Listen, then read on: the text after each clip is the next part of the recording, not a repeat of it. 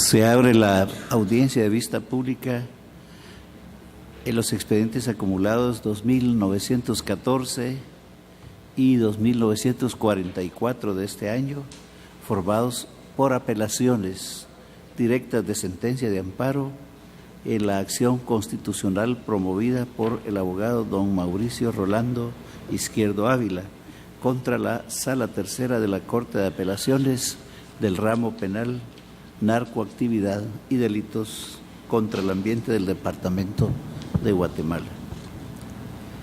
La señora Secretaria General Adjunta dará lectura a la parte conducente y de las consideraciones del fallo apelado y efectuará las advertencias reglamentarias atinentes al desarrollo debido de la presente audiencia. Tiene la palabra, señora Secretaria. Muchas gracias.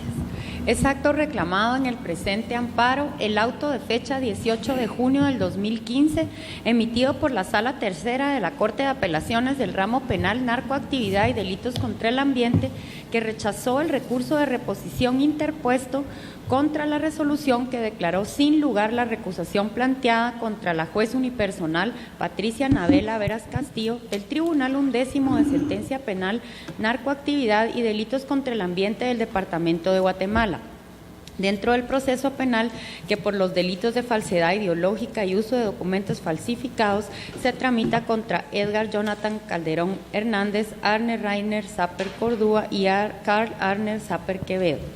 La Corte Suprema de Justicia, Cámara de Amparo y Antejuicio, en su sentencia de fecha 19 de abril del 2016, consideró: la Sala Tercera de la Corte de Apelaciones del Ramo Penal, Narcoactividad y Delitos contra el Ambiente del Departamento de Guatemala, al rechazar el recurso de reposición que planteó el postulante contra la decisión instada por dicha sala de declarar sin lugar la recusación ya relacionada, al considerar: en cuanto al recurso de reposición, no es procedente dicho recurso, toda vez que el fundamento del interponente del mismo no es correcto, ya que se fundamentó en el artículo 403 del Código Procesal Penal, siendo el aplicable para el caso concreto el artículo 402 de la ley citada, ya que la reposición procede en los casos sin audiencia previa y que no sean apelables. Con su proceder no causó agravio a los derechos señalados por el amparista, pues él mismo lo fundamentó de conformidad con las leyes aplicables al caso concreto, enmarcándose con ello dentro de las facultades que la ley de la materia le otorga como tribunal competente, al rechazar el recurso de reposición contra la resolución que declaró sin lugar la recusación que subyace a la presente acción de amparo, sin que con ello se evidencie vulneración o transgresión a los derechos de defensa, debido proceso, imperatividad, imparcialidad, tutela judicial efectiva y fines del proceso, toda vez que la sala impugnada procedió de conformidad con lo establecido en el artículo 150 bis del Código Procesal Penal, al dictar la resolución del 1 de junio del 2015, que en su parte conducente dice: por recibidos los antecedentes en la vía de los incidentes y de conformidad con el artículo 150 bis del Código Procesal Penal, se fija audiencia a las partes para que se pronuncien al respecto.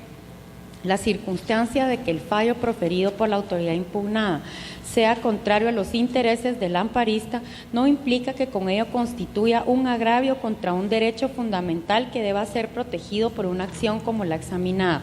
Por lo anteriormente señalado, esta Cámara concluye que en el presente caso se evidencia la inexistencia de agravio que lesione derechos y garantías constitucionales del accionante que deban ser reparados por esta vía, razón por la cual la protección constitucional solicitada deviene improcedente, tal como se declarará al hacer los demás pronunciamientos de ley. Por la forma en que se resuelve la presente acción y por imperativo legal, se condena en costas al amparista y se impone la multa correspondiente al abogado patrocinante. Con base en las anteriores consideraciones, el Tribunal de Primer Grado resolvió: deniega por notoriamente improcedente el amparo solicitado por Mauricio Rolando Izquierdo Ávila contra la Sala Tercera de la Corte de Apelaciones del Ramo Penal, Narcoactividad y Delitos contra el Ambiente del Departamento de Guatemala. En consecuencia, se condena en costas al amparista y se impone al abogado patrocinante Mauricio Rolando Izquierdo Ávila multa de 1,000 quetzales. quien deberá hacerla efectiva en la tesorería de la Corte de Constitucionalidad dentro de los 5 días siguientes a partir de estar firme el presente fallo, cuyo cobro en caso de incumplimiento se hará por la vía legal correspondiente. De conformidad con lo que establece el artículo 67 del Acuerdo 1-2013 de la Corte de Constitucionalidad, quien haga uso de la palabra en la presente audiencia deberá dirigirse directamente al tribunal, expresar sus alegaciones en forma oral conforme el objeto de la vista pública previsto en el artículo 61 del referido acuerdo y sin dar lectura a documentos, salvo que para ello se cuente con autorización previa del señor presidente. Concretarse al asunto planteado, ser breve, preciso y conciso en su exposición. No proferir expresiones irrespetuosas a las partes o a los miembros del tribunal y para la exposición de alegaciones los intervinientes cuentan con un tiempo no mayor de 15 minutos. Es todo, señor presidente. Muchas gracias. Pueden hacer uso de la palabra en esta audiencia el apelante, solicitante del amparo y requerente de la vista pública. En este caso, el señor abogado don Mauricio Rolando Izquierdo Ávila, quien actúa con su propio auxilio y con el del señor abogado don Hugo Rolando Marroquín Orellana, quienes podrán actuar en forma conjunta o separada indistintamente. Por la comparecencia únicamente del abogado Mauricio Rolando Izquierdo, le dejamos a él el uso de la palabra. Buenos días, señor magistrado presidente, magistrados Filipe, magistrado Matabela, licenciada Porras y demás magistrados que con todo el debido respeto no me acuerdo de su nombre, pero eso no significa que no lo respete. En el orden del día, señor magistrado presidente, quisiera, para que me facultara, para leer extractos de puntos torales de sentencia que lo tengo en este memorial y a la vez instando en este orden de ideas para ver si me pudiera, no creo, ampliarme más de 20 minutos, por lo que pido a ustedes si me pudieran otorgar 5 minutos más. En cuanto a lo último, no al lugar. En cuanto a lo primero, dentro de su tiempo, con mucho gusto. Sacata. Adelante. En ese orden de ideas, como corolario de un antecedente, en su debida oportunidad, señores magistrados, se llevó a cabo una audiencia de ofrecimiento de prueba en el proceso instruido en contra del imputado Cararnés Saper Quevedo en su calidad de gerente financiero y representante legal de la entidad mercantil Bavaria Motors Sociedad Anónima. Pues en esa debida oportunidad, en la audiencia de ofrecimiento de prueba, yo en la calidad de agraviado ofrecí ante el juez, no me acuerdo qué juez, que si no estoy mal, juez tercero de primera instancia penal, si no estoy mal, aproximadamente 15 documentos en forma original que el imputado Cararnés Saper Quevedo debía presentar en la audiencia de debate oral y público, y en ese orden fueron admitidos esos 15 documentos correspondientes. El imputado ejerció su derecho de impugnación correspondiente, no se le otorgó ni amparo provisional, ni amparo definitivo, ni en apelación correspondiente. Por lo tanto, el fallo emitido por el juzgado de primera instancia con respecto a los 15 documentos quedó firme. ¿Por qué establezco esto? Porque cuando se inició el debate oral y público ante el Tribunal 11º de sentencia penal, los jueces tienen la facultad de poder coercitivo. Este poder coercitivo se establece que en el orden de ideas, si Cararnés Saper Quevedo en su calidad de imputado se habían admitido 15 documentos, la facultad coercitiva de la juez, en este caso el Tribunal 11º de sentencia penal, es en su debida oportunidad ejercer ese poder coercitivo y decirle al señor Cararnés Saper Quevedo: usted tiene que presentar esos 15 documentos. ¿Por qué? Porque también el legislador creó en ese orden de ideas el artículo 458 bis, si no estoy mal, del Código Penal, mediante el cual se reformó ese artículo por medio de la ley anticorrupción. Y ese punto toral es precisamente que cuando una persona tenga en su poder documentos y éste no los presentare, entonces encuadra perfectamente en el tipo penal de obstaculización a la acción penal. Y es así, en ese orden de ideas, que se requirió, por medio de la juez titular unipersonal, que Cara Nessa Perqueveo presentara esos documentos. Hubieron múltiples excusas, tanto por el abogado Óscar Eugenio Rivera Nuila, quien representa al señor Cara Nessa Perqueveo. Y el punto toral, señores magistrados, es que jamás presentaron esos 15 documentos. Es en ese orden de ideas que yo veo una parcialidad manifiesta por parte de la juez del Tribunal 11º de Sentencia Penal e interpongo la recusación correspondiente. Se eleva a la sala jurisdiccional, que en este caso es la Sala Tercera de la Corte de Apelaciones del Ramo Penal. Aquí es donde entro mi punto autoral, señores magistrados, en claro, preciso y concreto. ¿Por qué? Porque ante la Sala Tercera de la Corte de Apelaciones del Ramo Penal, que en este caso es la autoridad recurrida, declaró sin lugar la recusación en contra de la juez titular, a sabiendas, señores magistrados, que el antecedente determinaba una parcialidad manifiesta. ¿Por qué?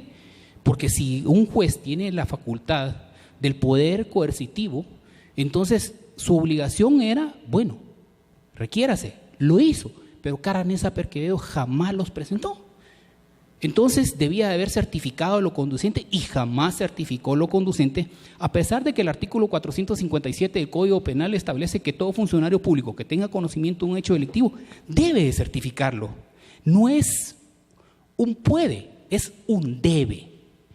En razón de eso, señores magistrados, interpuse un recurso de reposición en contra de la resolución mediante el cual me denegaban la recusación en contra de la juez del Tribunal 11º Penal. ¿Qué es lo que estableció la sala en este orden de la sala recurrida? Rechazar liminarmente mi recurso de reposición, tal como lo estableció la secretaria de este tribunal colegiado, que yo debía haber interpuesto el recurso de reposición fundamentado en el artículo 402 y no en el 403. Ahora, el punto total acá, señores magistrados, es que el único que puede crear legislación es el organismo legislativo. Y es por eso que cuando el organismo legislativo observó deficiencias en el Código Procesal Penal, creó el decreto 18/2010. Cuando crean el decreto 18/2010 y en su tercer considerando, ¿qué es lo que establecen los legisladores? Es precisamente crear el mecanismo, porque ven una necesidad de fortalecer el Código Procesal Penal en sus principios que lo rigen.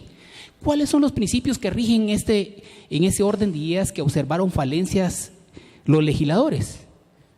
Pues 1, la inmediación; 2, la oralidad; 3, lo que es el principio del contradictorio; y el 4, señores magistrados, es el debido proceso. ¿Por qué voy con esto? Porque el legislador pensó en esos principios por falencias del Código Procesal Penal. ¿Por qué oralidad, señores magistrados?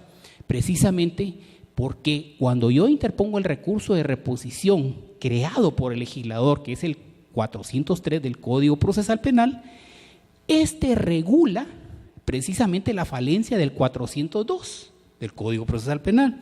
El 402 del Código Procesal Penal establece audiencia previa y apelable. Señores magistrados, había una audiencia previa, pero el 403, precisamente en el principio de oralidad creado por los legisladores, es precisamente en la aplicación de la oralidad. No puede aplicarse en forma escrita. Es decir, yo estaba en una audiencia en oralidad. Estaba en un juicio, porque el juicio es todas las fases del proceso. Entonces, encuadro perfectamente en el artículo 403 del Código Procesal Penal. Al determinar yo como agraviado, pues ejercité mi derecho de impugnación acorde al 403 del Código Procesal Penal creado por los legisladores, precisamente porque estaba en una etapa oral y alegué de forma oral.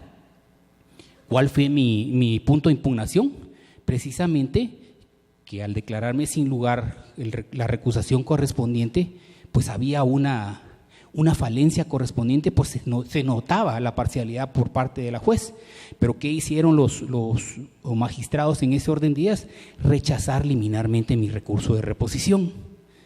Al rechazar liminarmente mi recurso de reposición, señores magistrados, es cuando se dan las vulneraciones de garantías constitucionales. ¿Por qué? Porque en ese orden de ideas, la Corte Suprema de Justicia, cuando yo acciono en amparo, precisamente en sentencia de fecha 19 de abril del año en curso, establecen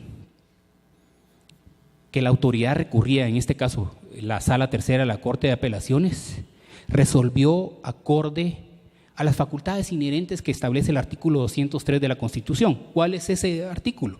Precisamente la facultad de juzgar y ejecutar lo juzgado. Y también estableció en esa sentencia que acorde a las constancias procesales yo debía de haber interpuesto el recurso de reposición fundamentado en el artículo 402 y no en el artículo 403. Ahí es donde yo observo, señores magistrados, un punto toral de falencia por parte de la Corte Suprema de Justicia, porque ante la ley no se puede alegar ignorancia de su uso o costumbre. Si el legislador creó el artículo 403 en su tercer considerando en el decreto 18-2010, es precisamente para que cuando hubieran vulneraciones al debido proceso, la parte que se sintiera agraviada pudiera impulsar ese recurso de reposición mediante el artículo 403, lo cual yo hice. En ese orden de ideas, señores magistrados, creo que la sentencia de la Corte Suprema de Justicia de fecha 19 de abril del año en curso no encuadra precisamente con legalidad. ¿Por qué? Porque establecen ellos que la autoridad recurrida actuó de conformidad al artículo 203 de la Constitución y que si esa sentencia es contrario a mis intereses, pues no hay violación al debido proceso. Señores magistrados, cuando se crea la Ley de Amparo y Exhibición Personal de Inconstitucionalidad, precisamente es para cuidar los aspectos constitucionales cuando hubiera agravio. El hecho de que el artículo 203 de la Constitución Política de la República de Guatemala les dé la facultad inherente a los jueces de juzgar y ejecutar lo juzgado, no significa que porque puedan juzgar y ejecutar lo juzgado no hay falencia a una garantía constitucional. En mi caso, mi garantía constitucional vulnerada es precisamente el debido proceso. ¿Por qué? Por el principio de oralidad y el principio de inmediación y el principio de tutela judicial efectiva, el principio también de imperatividad, porque no se puede variar de las formas del proceso. Si el 403 del Código Procesal Penal me faculta para instar a un recurso de reposición, entonces los magistrados tuvieron que haber determinado que darme mi facultad de acción, darme en este caso, señores magistrados, la facultad de ofrecer, de aportar, de que se diligenciara y el punto principal, de que se valorara. No se hizo eso.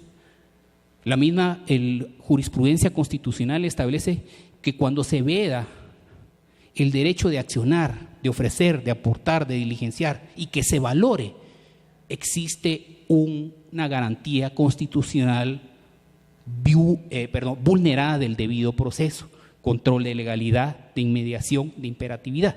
En ese orden de ideas, para ser claro, preciso y concreto, señores magistrados, establezco que mi recurso de apelación en contra de la sentencia de fecha 19 de abril del año en curso en contra de la Corte Suprema de Justicia debe de revocarse. Precisamente, ¿por qué debe de revocarse? Porque la Corte Suprema de Justicia no observó taxativamente que sí había una vulneración al debido proceso, porque yo, en mi calidad de agraviado, sí utilicé el mecanismo legal correspondiente. Si la Corte Suprema de Justicia establece que yo debería haber utilizado el 402, entonces debería de fundamentarse de por qué yo debería haber utilizado ese recurso conforme al artículo 402. Pero reitero, el legislador creó el artículo 403 precisamente en audiencias de oralidad.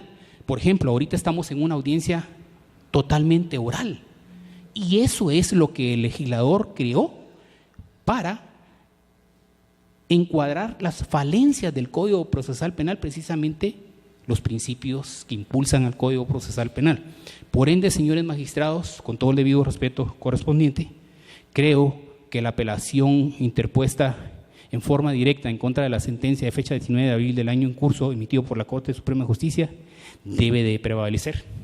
Y en ese orden de ideas, ordenar que en su debida oportunidad sea revocada la sentencia de fecha 19 de abril del año en curso del punto toral de autoridad recurrida, que en este caso es la Corte Suprema de Justicia, y emitan ustedes los demás considerandos para que en ese orden de ideas la Corte Suprema de Justicia acate su resolución acorde a lo que ustedes consideran. Muchas gracias y que tengan buen día.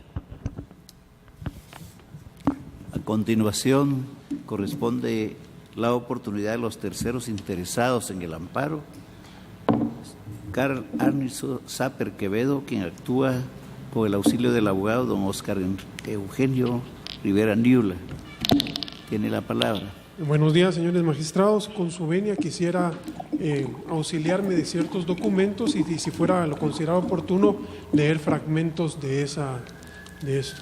Con mucho gusto, dentro de su tiempo. Muchísimas gracias, señor Adelante. presidente. En el presente caso, solo como antecedente, este es un proceso, señores magistrados, que el querellante solicitó que el sindicado presentara una serie de documentos. Para mí en esto ha sido sorprendente porque nunca he visto que un sindicado tenga que presentar prueba de cargo. Es como que dijéramos que un asesino tuviera que presentar el arma, ¿verdad? En ese sentido. Y encima de todo solicita que se presenten una serie de documentos como él lo indicó, y lo cual me voy a permitir hacer mención en algunos. Presenta un original de nombramiento de gerente general del año 2004. Ese nombramiento original está en una causa, la 1557 de 2004, que está en original y está en casación. Por lo tanto, era imposible presentar originales de 3 memoriales de fecha 26 presentados al registro del año 2006 presentados al registro mercantil. Es imposible que él los pueda presentar porque está en el registro mercantil. Una factura cambiaria que no existe, primer testimonio de una escritura 141 del año 1974. Documentos, señores magistrados, que el Ministerio Público, como ente encargado de la investigación durante la etapa preparatoria, tuvo la oportunidad y tenía los mecanismos a su alcance para poderlos pedir o recopilarlos. No es por medio de que un sindicado presente prueba. Existen las tendencias que un sindicado puede llegar sin prueba y que es el Estado y el Ministerio Público el que le tiene que hacer la prueba correspondiente o demostrarse. De esa cuenta, el trámite del debate continúa y a peticiones del querellante empieza a pedir insistentemente que se le certifique lo conducente por desobediencia, por obstrucción a la justicia. La juzgadora ni siquiera, estamos ya para terminar el debate y no existía ni permitió que dictaran la sentencia correspondiente. La juzgadora, recordemos que el juzgador va a recibir la prueba y él emitirá los pronunciamientos que correspondan.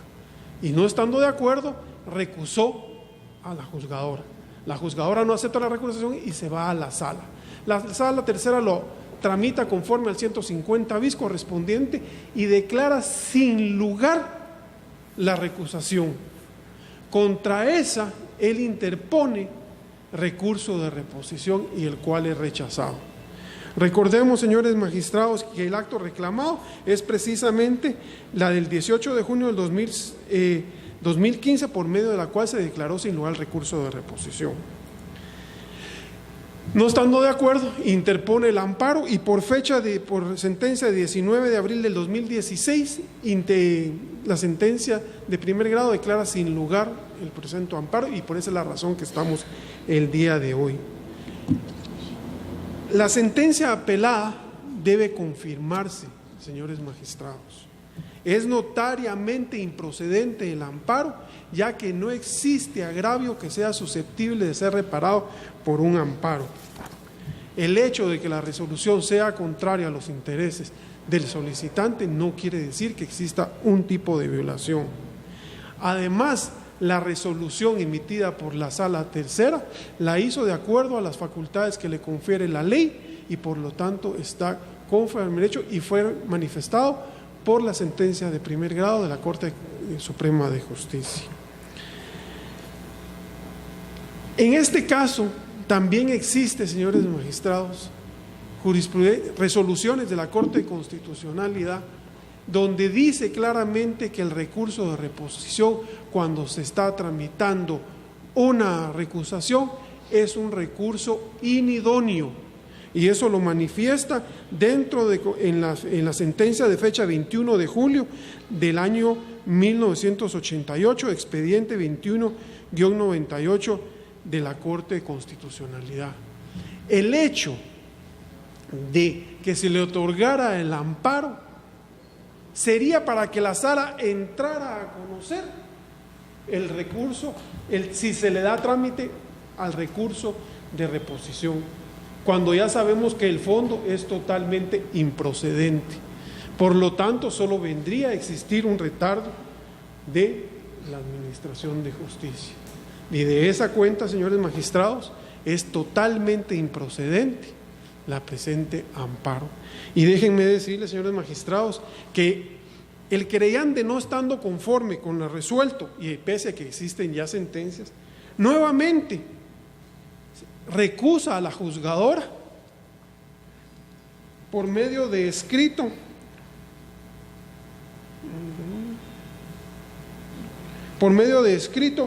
no lo encuentro la fecha, pero nuevamente con fecha 21 de septiembre del 2016, la juzgadora nuevamente rechaza la recusación y habla claramente considerando cuya pretensión es impedir que conozca del expediente.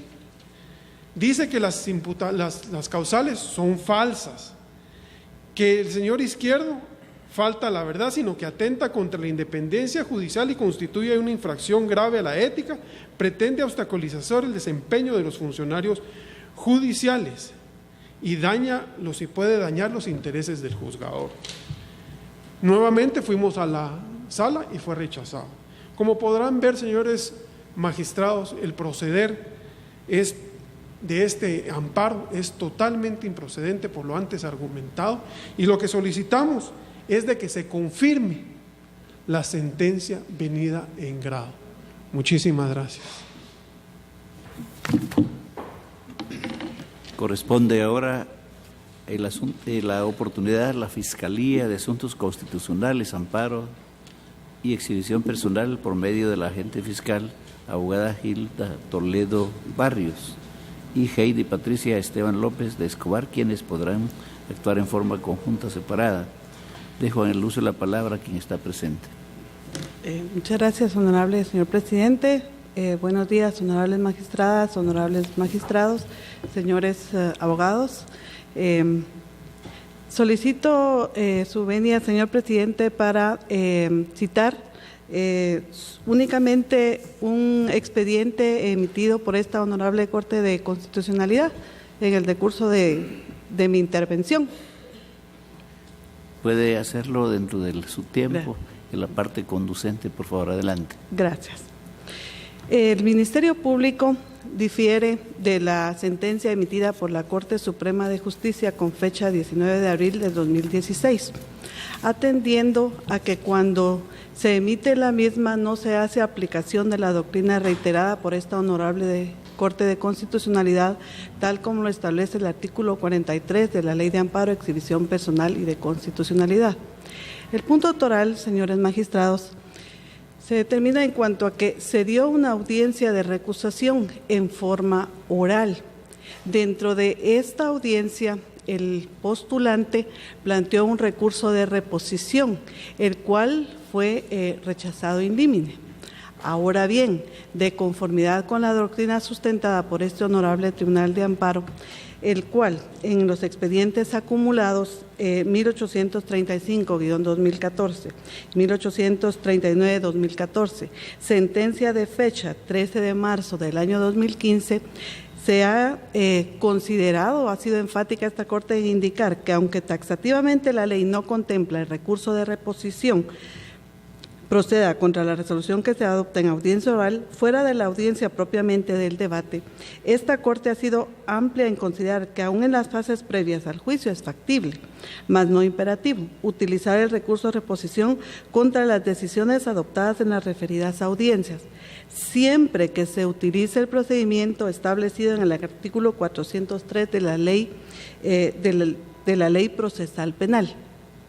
En el presente caso se advierte que la autoridad recurrida rechazó liminarmente el recurso indicando de que el postulante se había fundamentado en el artículo 403 del Código Procesal Penal y lo correcto era el 402 del Código Procesal Penal, situación que como ha quedado sentada es equívoca, porque si fue dentro de una audiencia oral, la autoridad responsable debió de haber entrado a conocer dicho recurso y reexaminar nuevamente la resolución. En tal sentido, esta institución estima que el amparo ha de ser otorgada porque se ha violado el derecho de defensa, el debido proceso y la tutela judicial efectiva al no haberse resuelto dicho recurso estando interpuesto tal como lo establece la ley. En consecuencia, esta institución solicita que el recurso de apelación sea declarado con lugar, se revoque la sentencia de fecha 19 de abril del 2016 emitida por la Corte Suprema de Justicia y se otorgue la acción de amparo solicitada por el postulante Mauricio Rolando Izquierda Ávila en contra de la Sala Tercera de la Corte de Apelaciones del Ramo Penal, Delitos contra el Ambiente del Departamento de Guatemala. Muchas gracias. Se concluye la presente audiencia.